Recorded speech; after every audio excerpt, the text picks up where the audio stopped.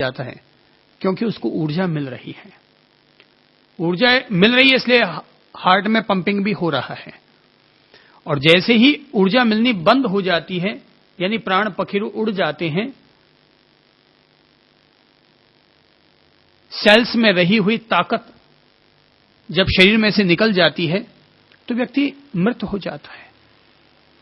और जब कोई व्यक्ति उस हृदय में रहने वाले तत्व को पहचानता है, उसके लिए अपने आप को तत्पर करता है, तो वह मृत नहीं होता, वो अमृत हो जाता है। तो हृदय हमारी अंतरात्मा का मूल केंद्र है, हमारी चेतना का मूल केंद्र है, लेकिन उसकी ऊर्जा, उसकी चैतन्य प्रवाह, उसके चैतन्य प्रदेश हमारे पूरे शरीर में व्याप्त है। यदि कोई अगर चींटी है तो व्यक्ति की चेतना चींटी के आकार जितने तत्व तक व्याप्त रहती है, और यदि कोई हाथी है तो उसकी चेतना की ऊर्जा का प्रवाह हाथी के पूरे शरीर में व्याप्त हो जाता है। महावीर इसी को आत्म प्रदेशों का प्रवाह कहते हैं, आत्म प्रदेशों का घनत्व कहते हैं। कि चींटी में आत्म प्रदेशों का घनत्व कितना होगा, तो चींटी के आकार जितना होगा, और हाथी में आत्म प्रदेशों का घनत्व कितना होगा, बोले हाथी के आकार का होगा। और इंसान में इंसान के आकार का होगा। कोई इंसान अगर 4 फुट का है तो उसकी चेतना की ऊर्जा का प्रवाह, उसका घनत्व 4 फुट का होगा। कोई 6 फुट का है तो उसकी चेतना के ऊर्जा का प्रवाह या उसका घनत्व 6 फुट का होगा। और जब कोई व्यक्ति यहां से मुक्त होता है, निर्वाण स्थिति को उपलब्ध करता है, तो वह जिस आकार में होता है, जिस रूप में होता है, जब उसकी चेतना का घनत्व, चेतना के प्रदेश उसमें से मुक्त होते हैं, तो वह अनंत ब्रह्मांड की ओर जब ऊपर की ओर उठने लगता है, तो उसका आकार भी तब वही होता है जिस समय वह अपने मरण धर्मा शरीर का, नश्वर शरीर का त्याग करता है। वही आकार उसका हो जाता है वहां। ये तो ही आत्मा के रूप और आकार की बात। जहां तक आत्मा के अस्तित्व का सवाल है, तो यह व्यक्ति के जन्म से पहले भी होती है और व्यक्ति के जन्म के, मरण के बाद भी हुआ करती है। अगर आत्मा नामक, चेतना नामक तत्व नहीं होगा तो व्यक्ति का पुनर्जन्म ही नहीं हो पाएगा।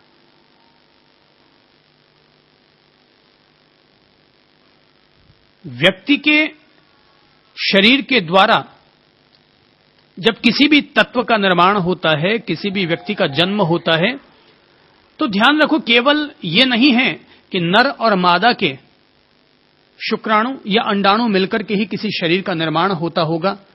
अगर अंडाणु और शुक्राणु मिलकर के ही सारे तत्वों का निर्माण हो सकता है, तो मनुष्य के शरीर में जब एक दफा शुक्राणुओं का निस्तार होता है, शुक्राणुओं का प्रवाह बहता है, तो बताते हैं कि उस समय उसके शरीर में इतने अधिक जीवाणु होते हैं, इतनी अधिक कोशिकाएं होती हैं कि एक बार के प्रवाह में 4000 नए इंसानों का निर्माण किया जा सकता है।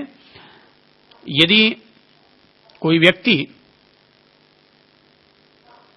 पशुओं के अस्पताल में चला जाए तो वहां के डॉक्टर आपको साफ तौर पर दिखा देंगे कि सांड का एक समय के जो शुक्राणु होते हैं, उससे वे 100 मादा पशुओं को उनका गर्भाधान कर सकते हैं। उसको फिर वो लोग डिवाइडेड कर देते हैं। तो इससे ज्यादा डिवाइडेड कर नहीं पाए हैं अभी तक, लेकिन बताते हैं कि 4000 नए इंसानों का या नए शरीरों का निर्माण करने की क्षमता उसमें होती है। लेकिन हर शुक्राणु में से फिर भी इंसान का जन्म नहीं हो पाता, क्योंकि जब तक उसमें आत्म तत्व का प्रवेश नहीं होगा, तब तक हर तत्व को जन्म नहीं दिया जा सकता।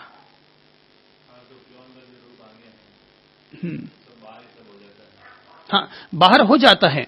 जैसा कि आपने कहा कि आजकल क्लोन का रूप आ गया है, तो उसमें बाहर ही सब हो जाता है।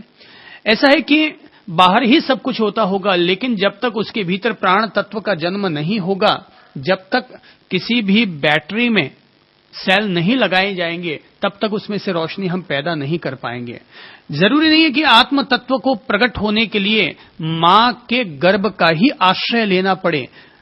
परख नली भी एक गर्भाशय है, वो परख नली भी एक गर्भाशय का रूप उसे दिया गया है, और गर्भाशय में जो जो तत्व होते हैं वो सारे तत्व उस परख नली में समाहित करने पड़ते हैं। तो जो जो शरीर के निर्माण की प्राकृतिक व्यवस्था है, ये व्यवस्था तो प्रकृति के हाथ में है।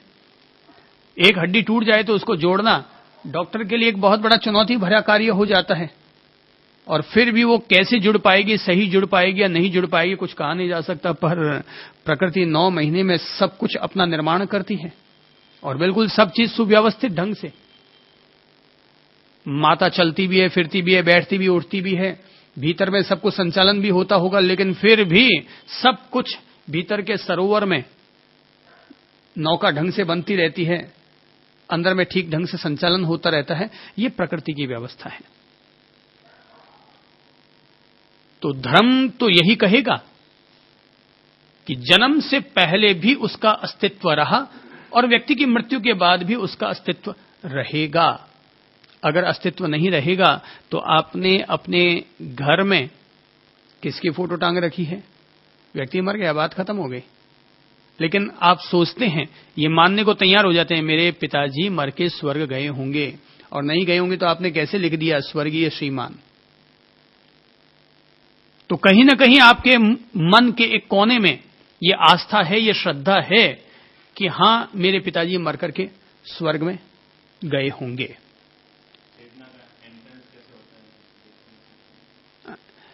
अब ये इसके बारे में अलग अलग कि भाई व्यक्ति का जब जन्म होता है तो चेतना का एंट्रेंस कैसे होता है, उसका प्रवेश कैसे होता है, तो इसके बारे में अलग अलग परंपराओं की अलग अलग मान्यता है। कुछ कहते हैं कि 9वें महीने में प्रवेश होता है, कुछ कहते हैं कि 3रे महीने में प्रवेश होता है, कुछ कहते हैं पहले महीने में प्रवेश होता है।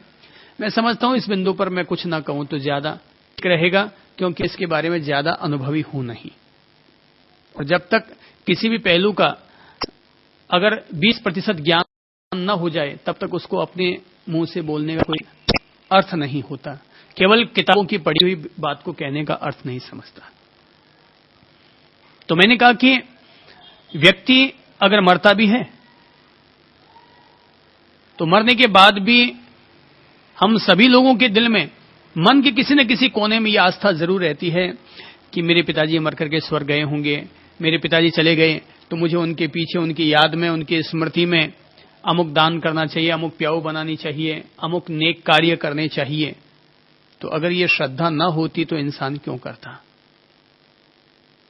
तो कहीं ना कहीं हमारे मन के कोने में ये आस्था समाहित है। पहले तो अपन जब एक पहलू को छू रहे हैं तो ये समझ लें कि जब व्यक्ति की चेतना, व्यक्ति की आत्मा शरीर को छोड़कर जाती है तो जरूर कहीं ना कहीं उसका प्रवेश होता है।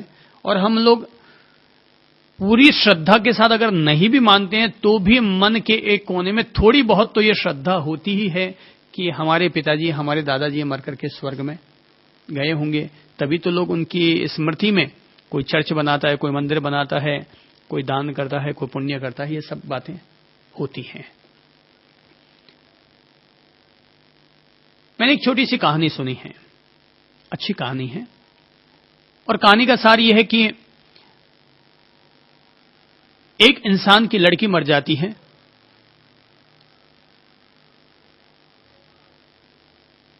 लड़की बहुत छोटी उम्र की होती है। पिताजी हर समय बेटी की याद में मशगूल रहते हैं, चिंतित रहते हैं, रोते रहते हैं। रात रात भर नींद नहीं आती, खाना खाने बैठते बेटी की याद आ जाती है, रोटी नहीं खा पाते। ऐसे दिन बीतते रहते हैं। एक दिन वो एक रात सपना देखते हैं, और सपने में देखते हैं कि उनकी आंखों के सामने परीलोक आया हुआ है, और वहां पर नन्ही नन्ही छोटी छोटी परियां कोई उड़ रही हैं, कोई आ जा रही हैं। और उन्होंने देखा कि मशाल हाथ में थामे नन्ही नन्ही परियां एक शोभा यात्रा निकाल रही हैं। तो सबके हाथ में मशाल जली हुई है, मोमबत्तियां जली हुई है, पर उनमें से एक लड़की ऐसी थी जिसकी मोमबत्ती, जिसकी मशाल बुझी हुई थी। तो पिता ने या उस व्यक्ति ने उस बच्ची को ध्यान से देखा, वो वहां रुके और बच्ची से कहा कि बेटा, तुम्हारी मोमबत्ती बुझी हुई क्यों है? इतना सुनने पर परी ने अपने सिर पर आए हुए बाल हटाए तो झट से पहचान गया, यह और कोई नहीं, मेरी अपनी ही बेटी है।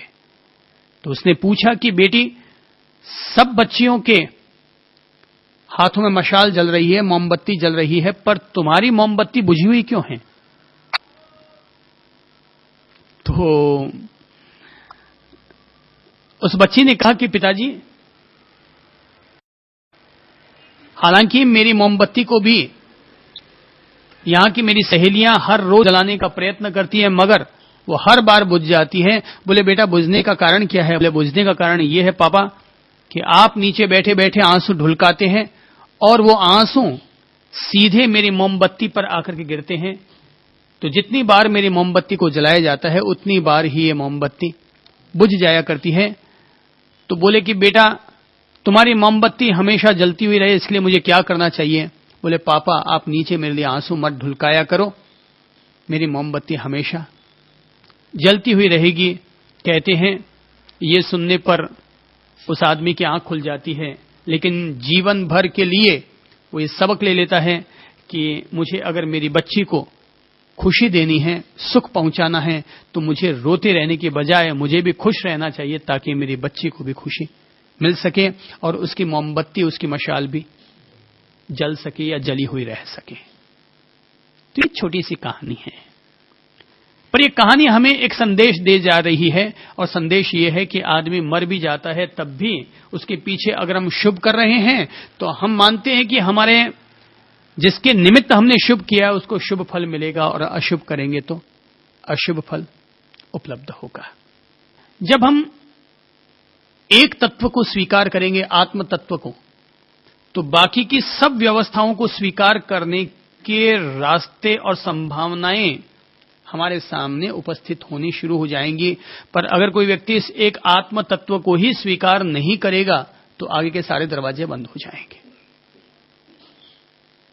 क्योंकि जब तक व्यक्ति उस चैतन्य तत्व को, जीवन धारण करने वाले उस मूल अस्तित्व को स्वीकार नहीं करेगा, उसके पुनर्जन्म को स्वीकार नहीं करेगा, तो कहां से तो भूत होंगे और कहां से प्रेत होंगे और कहां से देवलोक आएंगे, कहां से मोक्ष होगा। तो ये तो मूल तत्व है, आत्म तत्व को स्वीकार करना, आत्म तत्व को जानना कि मैं एक चेतना हूं, मैं एक आत्म तत्व